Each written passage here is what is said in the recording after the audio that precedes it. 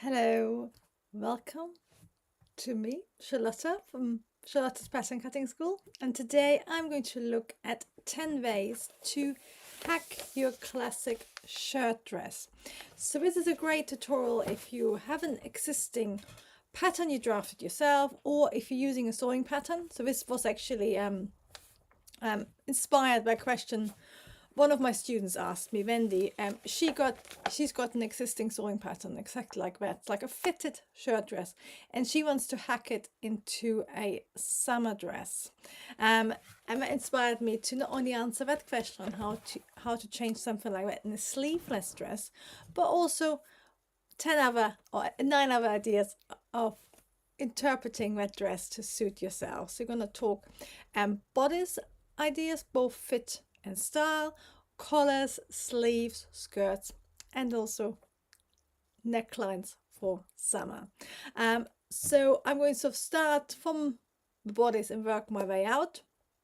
And you can use this quite contemporary, you can use vintage, you can make it completely your own. There's lots of options. That's the nice thing about pattern cutting, is that you can either start drafting from a block, which I do most of the time, or of course if you already have a sewing pattern you've bought and you love the fit of, that will become your block. You can use it as a starting point to creating any design. And what happens after a while, I now have my own sewing patterns I made from a block, and quite often I don't start drafting from a block, because then I have to change the fit, the design fit, again to suit me. Instead, I now have a sort of collections of sewing patterns I know fit me perfectly because I drafted them, but then I can recreate them or adapt them, and I know the fit will be the same, but I can change the details. And that's a great thing of sort of combining different things. There's no one way. There's lots of different ways to enjoy your pattern cutting and making your own clothes. And hello everybody, hello Regina, hello EYT fashion designer, and I think you're a fan of a shirt dress as well. It's such a classic style. I was going to wear one of mine today.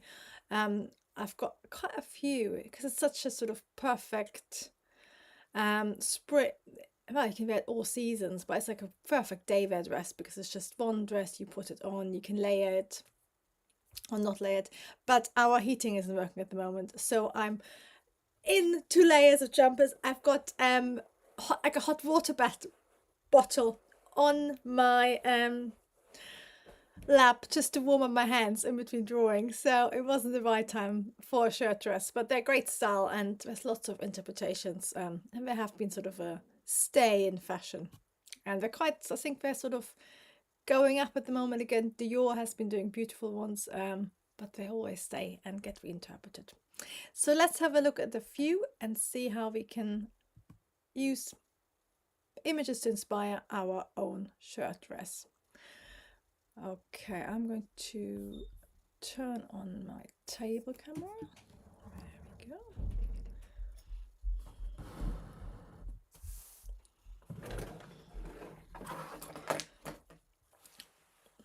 So you can see this is a classic shirt dress. It's got a one-piece collar. Again, that's up to your taste. It's fully buttoned through. Quite often shirt dresses are only buttoned through here, and when they have a pleat, or they might not even have any buttons below the waistline, they might just have an opening with a little popper inside. So there's different options, but it's got this sort of flare skirt. There's always sort of normally volume. You get some fully fitted shirt dresses, but in general they always have quite a nice voluminous skirt, and then this got a classic long sleeve like a shirt, so it's quite apt for the name. So the first thing I want to talk about is fit and how you can change the fit. So this is a classic sort of tight fitted skirt and dress, and I'm going to show you how it would look like on an image. So you can see here's like a vintage example. So this shirt dress, it's not loose. You can see it's got like a fitted bodice, and there's lots of different interpretations. So the first thing, of course, you can do is that you change the fit of the bodice. You can see this is a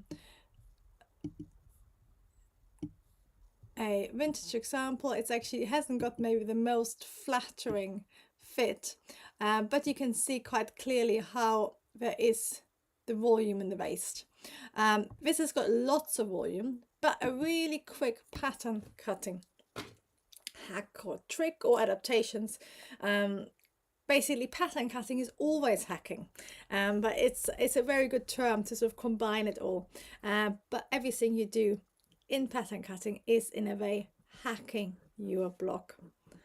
So we're gonna look at bodice fit to begin with. And hello, Jen, I hope you're fine and well. So at the moment it's a fully fitted bodice. So the first sort of interpretation you could do is where instead of having a fully fitted bodice, you make it a semi-fitted bodice, which gets that nice sort of bits of volume around your waistline.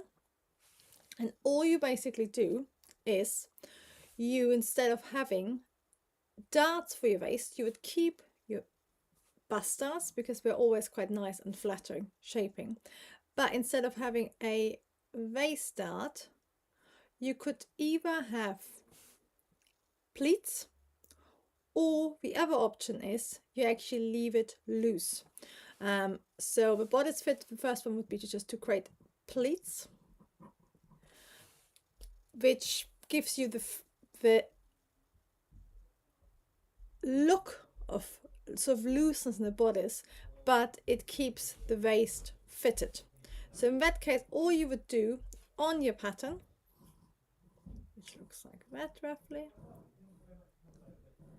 instead of having a dart, which is another triangle, we would have just the marking for the pleats. So all you would do is, instead of having a dart for your waist, you don't mark that, and when you split the volume you would normally stitch out into a dart, you just split that into however many pleats you want, and you stitch that into your waistband. And then straight away you have a much more relaxed look, but the fit stays the same. And the second option, which is basically the same, but this time we're actually making the whole bodice a bit more relaxed, is to turn the darts into ease.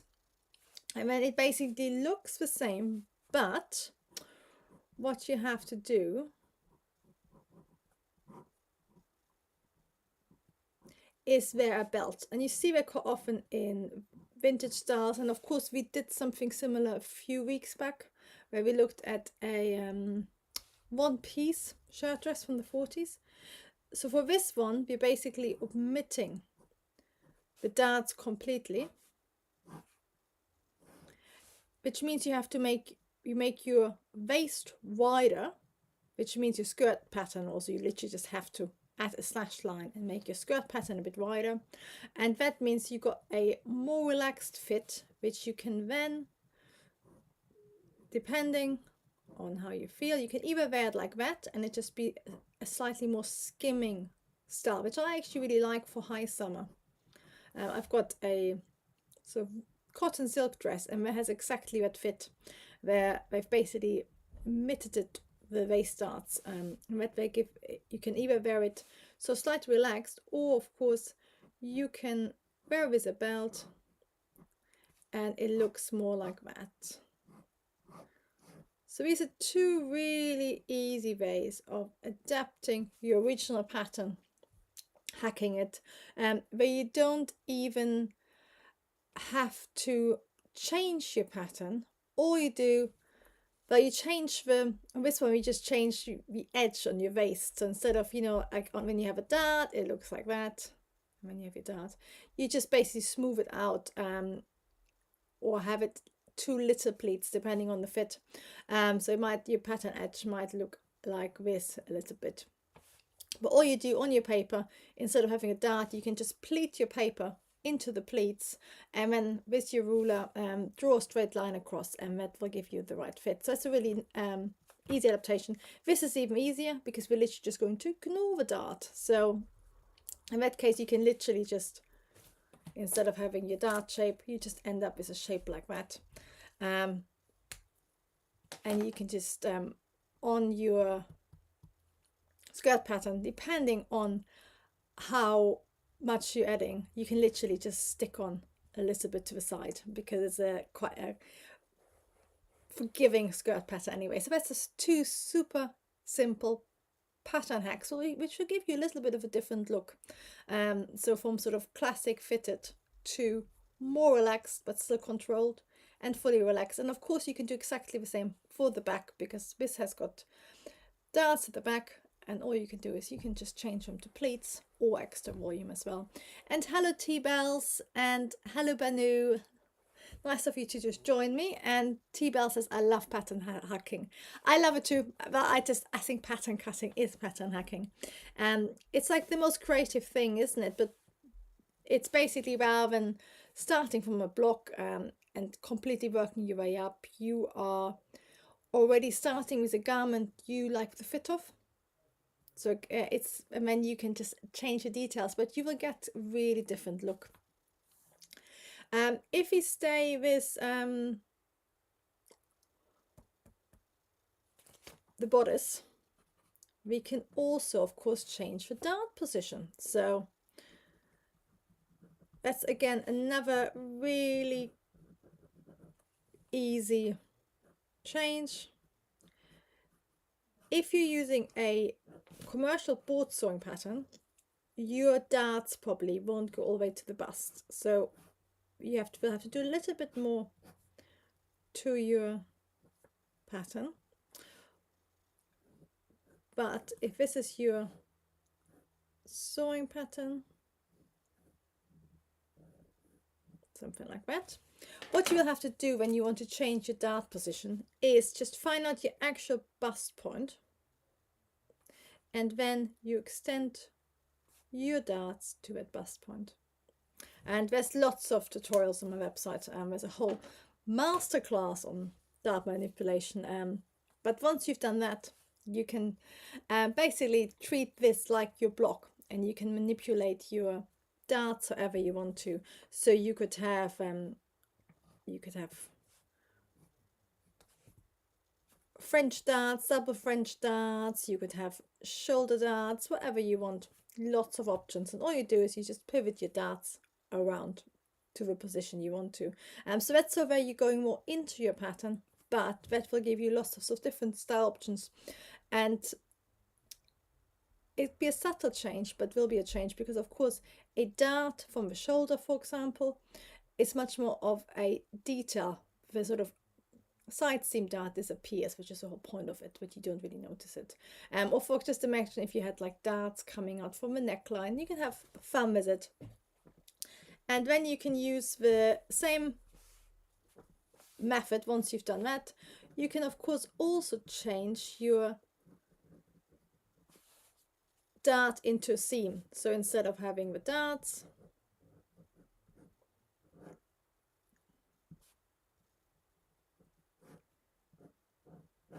you can just add seams. The nice thing about using an existing pattern, whether it's your own or bought one, is that if you're really naughty, you don't actually need to make a trowel, because you know the fit works really well.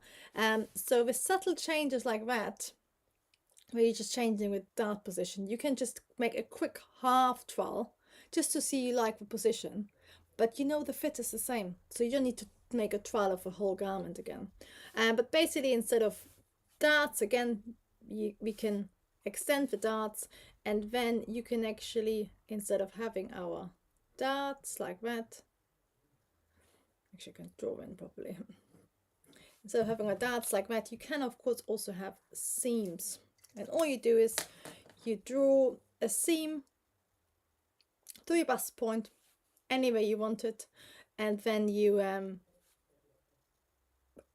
cut it open there, and then you can close your darts. So all the volume from the darts is basically pivoted into your seam line. So you end up with a pattern that's really badly drawn, I apologize. You end up with a pattern like that. That's your center front. You end up with a pattern like this. And of course, they could be any way you want to. So you could even sort of then become a little bit more, where you make it like this, for example. Choice is you. It's a great thing.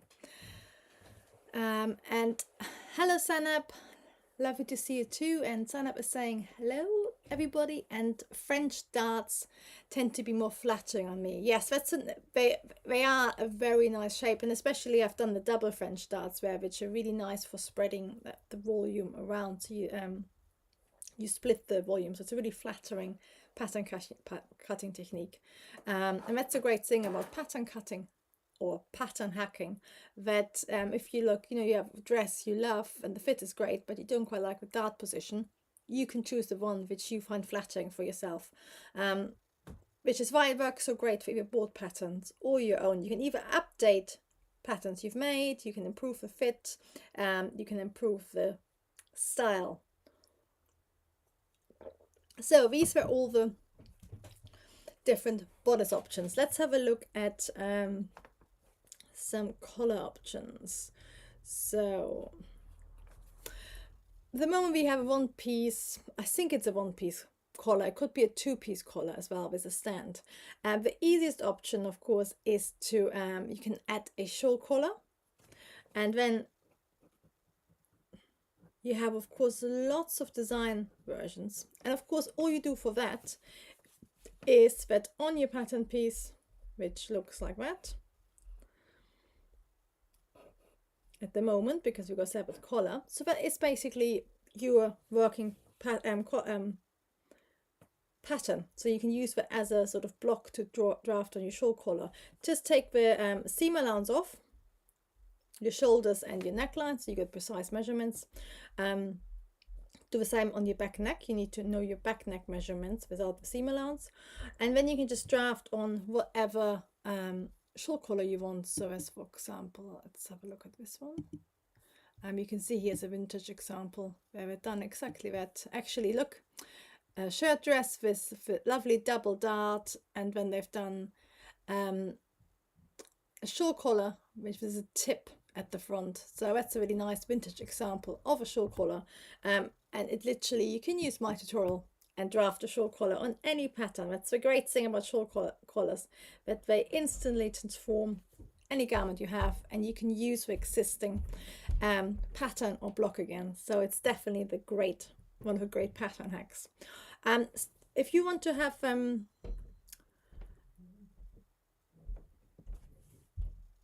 another type of collar, what is always a really nice one, which I like, is, I'm going to show it to you again, is a stand collar.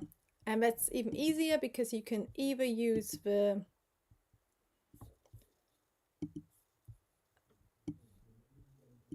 I'm going to move it over there. You can see that's like a beautiful, I think it might be even the current season of Dior, either current or last season. But you can see that's again a really classic shirt dress.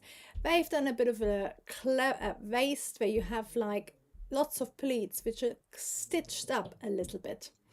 So you can use, for style like that, you can use the pleat version, but you actually stitch them up on the inside a little bit. So you still get the control, but still that sort of nice volume you get from pleats rather than darts, which just create a well-fitting shell, which of course is lovely as well, depending on what style you want. For this one, for the stand collar, it's even easier than the shawl collar, because all you have to do is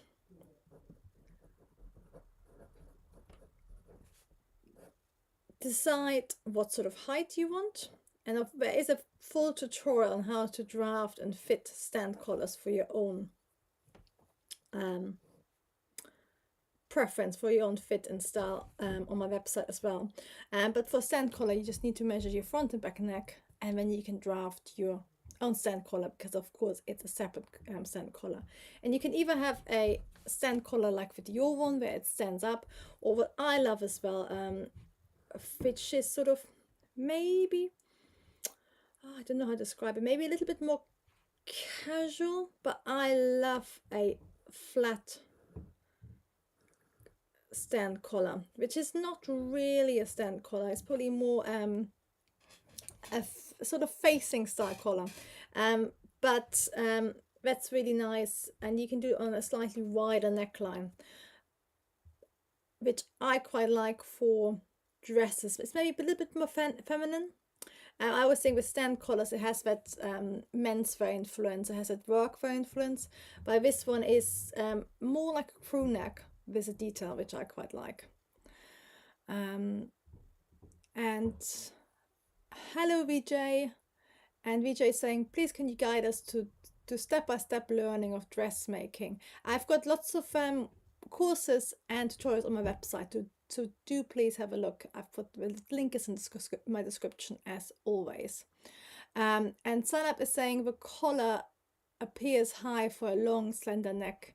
Yeah, this is always really important thing with stand collars.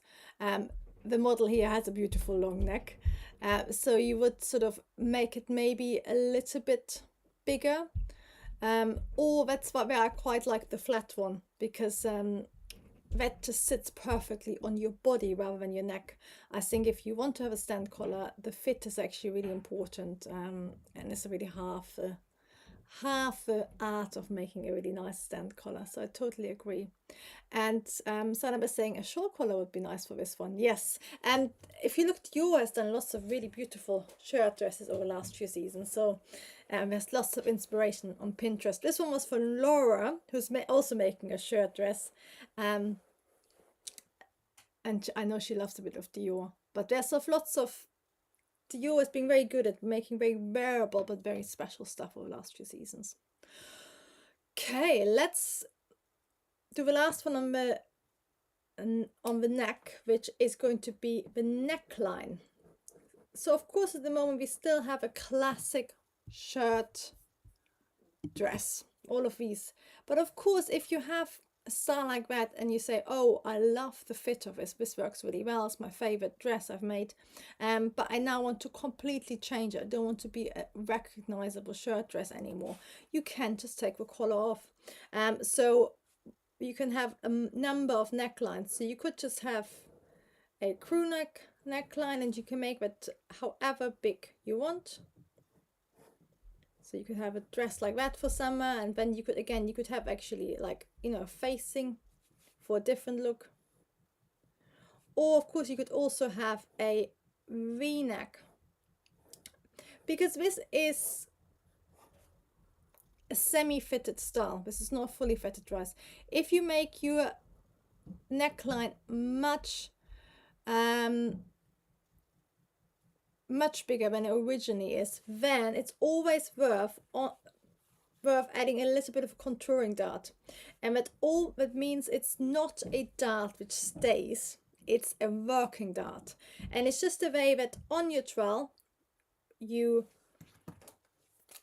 pinch out the excess, because like a bigger neck might be too loose, so all you do is you pinch the excess, and then on your pattern you actually turn that excess into a dart, which you then can easily pivot into your original dart.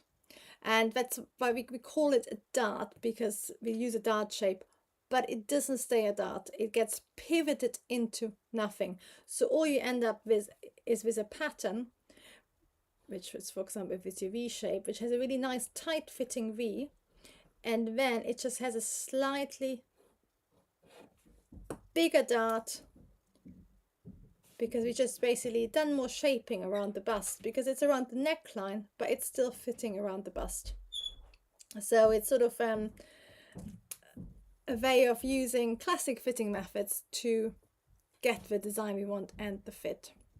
So that's a really nice way if you want to change the look more, to really transform it. It's still a pattern hack, you keep the overall fit exactly the same, so also we are pinching out on the neckline, doesn't change the fit, it just gives you a really well fitting neckline, and then you can either have a V-neck or lots of different styles and have fun.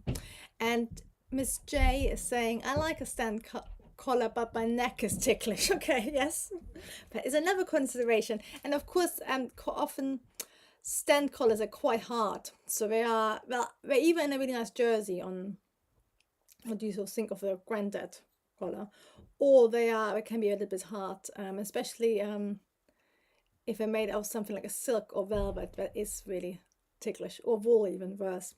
Which is why again I'm gonna sort of sing the praises, but I love the slightly wider, flatter sand collar of this style, which is why I've got several, because that sort of gives you the detail, but it stays on your bodice. Okay, I'm gonna get a new piece of paper, and I'm going to use a separate one so we can still see the original image. Where are we now? Oh yes, the other thing, of course, you can super easily change is your skirt, because at the moment, which one are we on? Number 8. The skirt at the moment is, of course, just like that. As I said at the beginning, you don't really need a button stand all the way.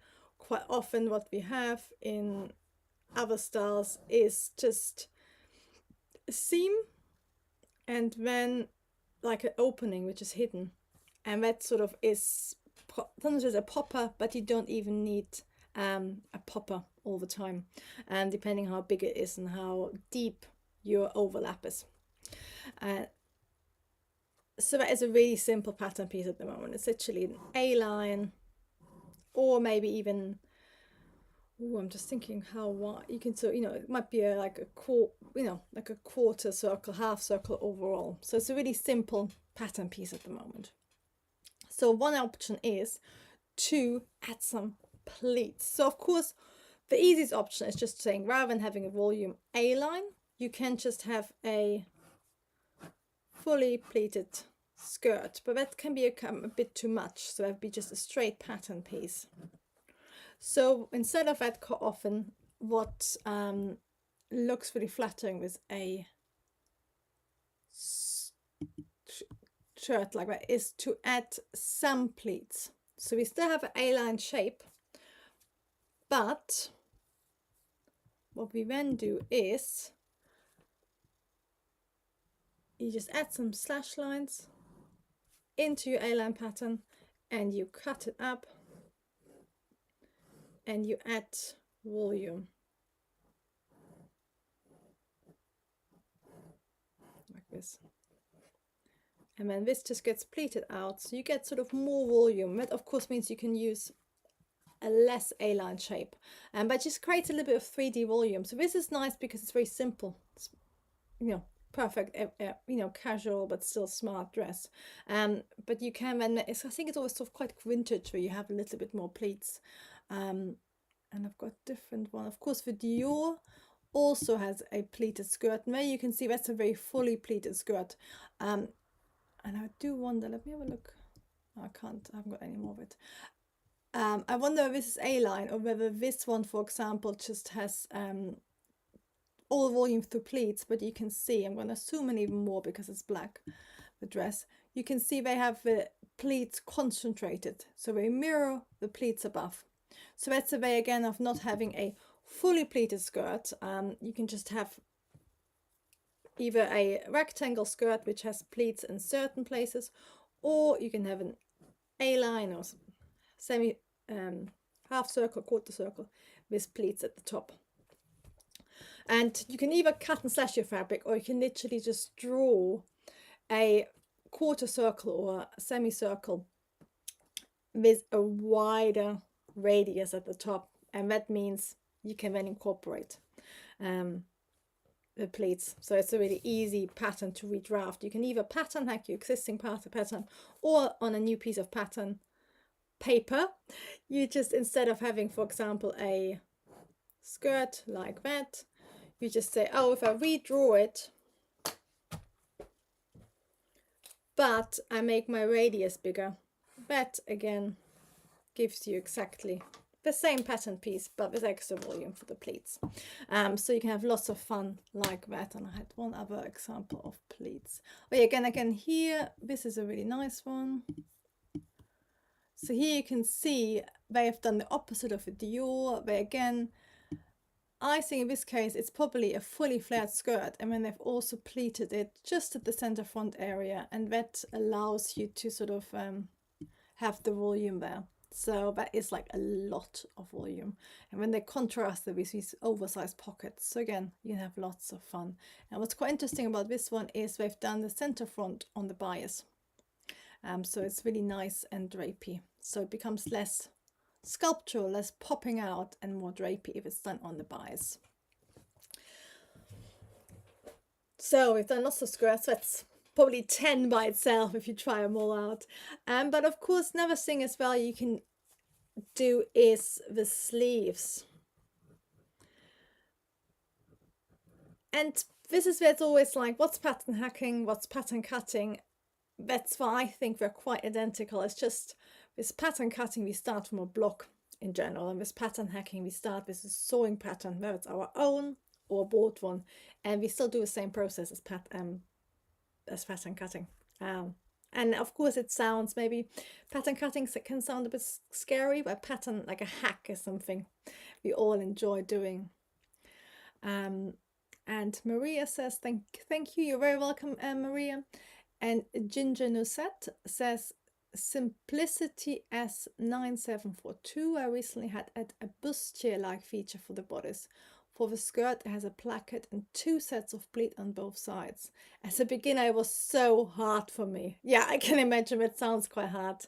In a way, it might be easier if you had like a very simple pattern like that, and then you adapted it yourself, because when you actually know where it comes from, like with the bodice, you can see, oh yeah, you know, the bustier is, you know, that's just my darts split up, because you can easily do a bustier shape like this just by, you know, drawing seams instead of darts. And I sometimes think with more complicated sewing patterns, you have no idea how it all comes together. It becomes like a puzzle.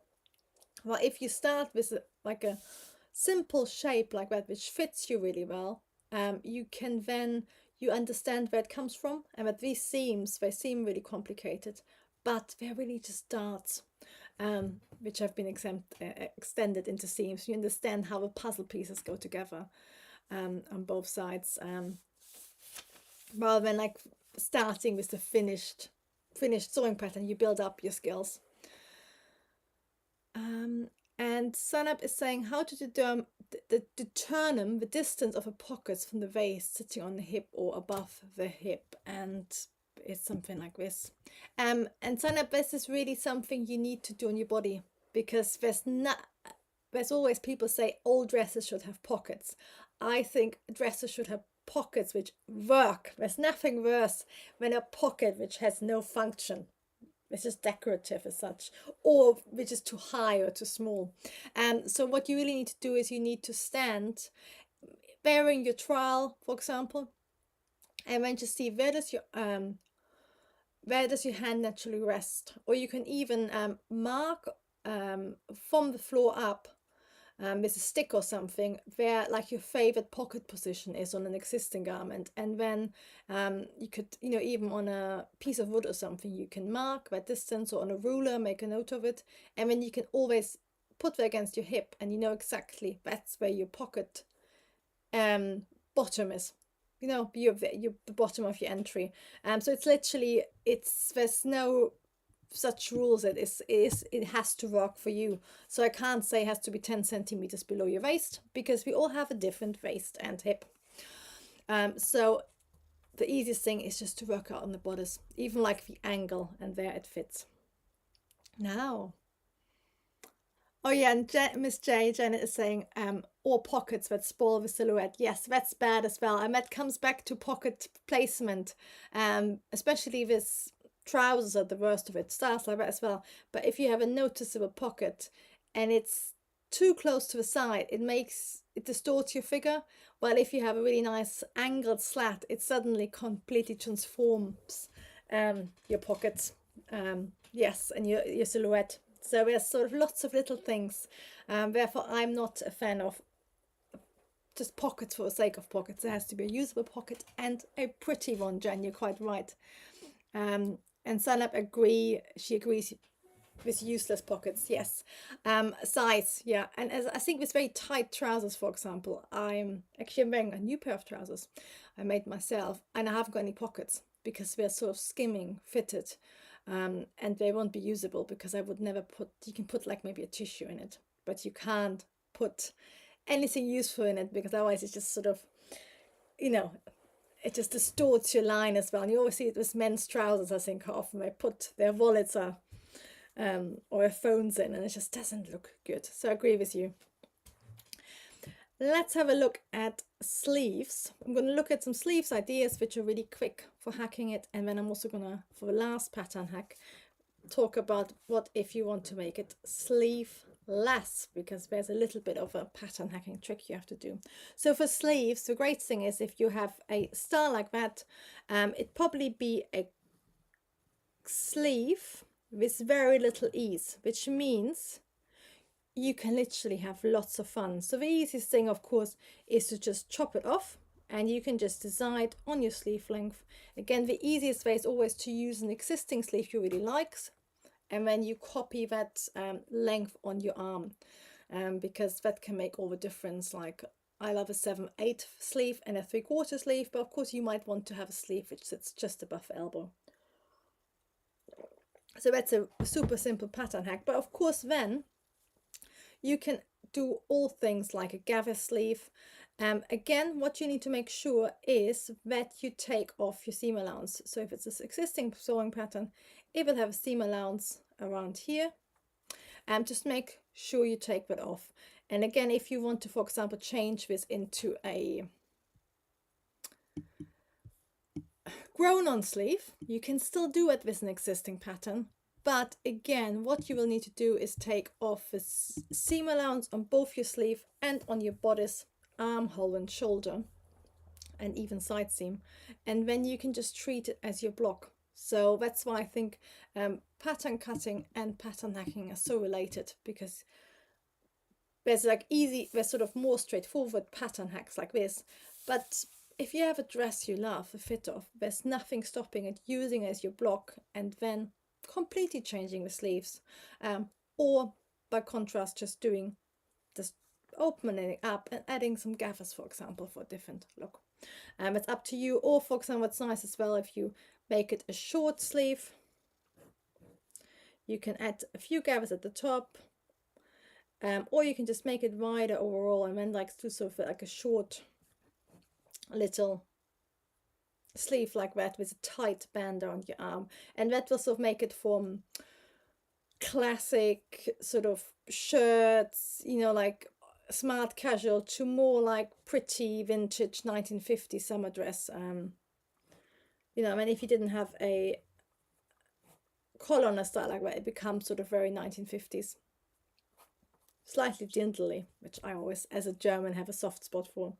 And for that style, you can literally, if you want to cheat, you don't even need to add gathers to the top. You can literally just cut it apart and just open it up a little bit and make it a little bit wider, and that will give you enough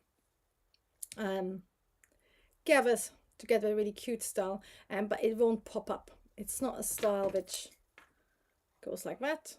It's more a soft shoulder.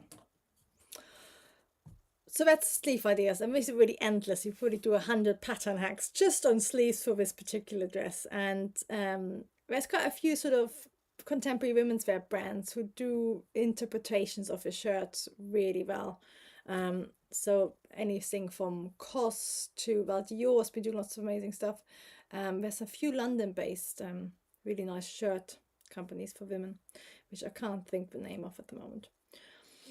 If you want to do it sleeveless, so that could be either as a style as it is at the moment, which again is sort of quite a cute vintage style, I think. So you could have it like that with your without a collar, or you could have it with a collar, and maybe, you know, make it slightly more relaxed, so you can have lots of different styles. Or of course you could then go full on and do your v-neck as well. So lots of ideas. All you have to consider is, at the moment, because this is a block, something like that, the equivalent would be a basic bodice or semi-fitted block which comes with a sleeve, which means our armhole is a little bit bigger, because when you put a sleeve on, we don't need to be as tight around this area. So if we have a little bit of ease. So again, what you need to do is, the easiest way is to just basically just cut out your front without sleeves. On your trowel, what you need to determine, first of all, you need to make it a little bit tighter. So again, you do a little contouring that. So again, you pinch out any excess looseness around your armpit, and then on your trowel you extend that to your bust dart, and then you just cut into your bust or waist dart, it doesn't really matter, and into your little working dart, and then you just pivot the volume out, which means you end up with a tighter armhole and a slightly wider either waist or bust dart, and hopefully a better looking pattern than my little sketch. So that would give you a really nice tightly fitting armhole. The other thing what's always really important is the shoulder length, because again, if we have a sleeve, our shoulder is sort of sits just, you know, at that bone of your shoulder and armhole, so it gets a slightly wider fit, which if that was a sleeveless dress would be really heavy. It makes your body look sort of too wide. So I always like, again, you can make it as narrow as you want to. Of course, you want to sort of cover your bra strap, but you can easily chop a few centimeters off. And the easiest again is on your, either put the trowel on or put just even the paper pattern against yourself, and then you can just measure the distance which looks flattering for you and make it less wide. And then again, you can redraw it. You just redraw your pattern like that, and of course you need to copy exactly the same on the back. But apart from that, even chopping off the sleeves, which, see, you know, in theory it's really easy, just take the sleeve off, but there are little few alterations in fit, but they're quite straightforward. It's just making it a little bit tighter, because you don't want any gaping. And what I've done when I started pattern cutting is I just literally just made my armhole bigger when I took the sleeves off, and of course it makes it worse because you end up with, you have like, you think you're cutting off the excess, but you're just moving closer to your bust and completely destroying any fit you had. So what you need to do instead is actually pivot out the excess volume, so you get a really nice fit around here. And then it's really important when you make your shoulder narrower is to not go parallel all the way down. You just sort of, I've drawn that a little bit badly, you just go as close to original armhole as possible. If I show you quickly, actually I'm going to go back to a table. Sorry, this is sort of slightly a very utilitarian setup as usual. So basically, when you want to make your shoulder narrower for a sleeveless style, you don't want to enlarge it all the way around. You can see I've drawn it a little bit badly here. You want to sort of just make it like this, because here's your bust, so you don't want to cut anything off here because that will make your armhole bigger. So just reshape it above your notch, rather than down here. You might sort of take a little bit off, which is how I've drawn it, but basically don't do a parallel line like that, because that won't work at all. And most of us find that out by just doing it wrongly, like I have done, I think, in my first year university. So you can learn from my mistakes, secondhand mistakes.